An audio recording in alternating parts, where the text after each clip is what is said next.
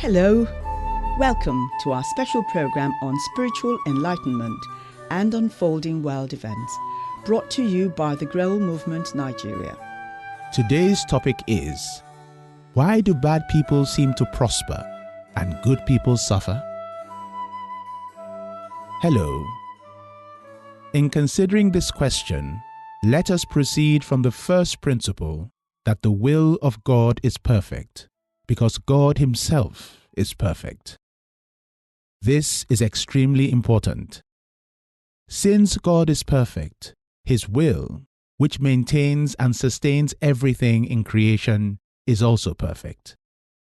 This perfection connotes the absolute impossibility of error, even in the slightest degree. As the Grail message reveals, the Creator's will is expressed through the divine laws, also known as the laws of nature. The Law of Reciprocal Action is one such law. This law decrees that we must reap what we sow. This means that nothing happens to us which we ourselves had not initially given cause for. The missing link in human understanding in this regard is that many things that appear unjust or unmerited have their origin in the past, including previous earth lives. Now, this brings up the subject of reincarnation, a much contested issue. It should suffice for our purposes today to state that reincarnation simply means that nobody alive today is living on earth for the first time. Understanding this helps us resolve many seemingly inexplicable issues.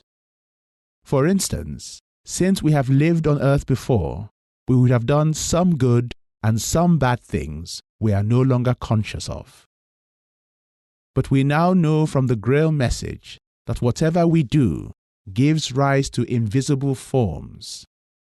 Over time, like physical seeds, they grow, mature, ripen, and bear fruit, ready for harvesting. Naturally, by their nature, some deeds mature and ripen for harvest before or later than others. As such, some seeds may manifest in fulfillment of the law in later earth lives. As such, today's flourishing life of a seemingly bad person may only be the temporary harvest of the good done in the past. Likewise, the present suffering of today's good person may also be the repercussions of wrongdoing in his former life. The full picture is that we are in essence human spirits. We left our home in paradise in the spiritual sphere millions of years ago in earthly reckoning, on a journey of spiritual development. This earth and the surrounding material world is the school for this purpose. In every school, the students accumulate experiences. Through the working of the law of reciprocal action, harvests from past good labors of someone who may now be bad cannot be annulled arbitrarily. Similarly, the rewards for the good person of today will come in due time. The repercussions of former wrongdoing cannot also be annulled arbitrarily. Annulment is conditional on repentance and inner change only. This is the simple answer to the seeming puzzle of why good people seem to suffer and bad people seem to flourish. Therefore, those striving to do good must not despair. In the perfect love and justice of the Creator, their good and noble ways must eventually accumulate a joyful harvest which must eventually overtake any punishing returns from past lives. Thank you for listening. Today's topic was, why do bad people seem to prosper and good people suffer?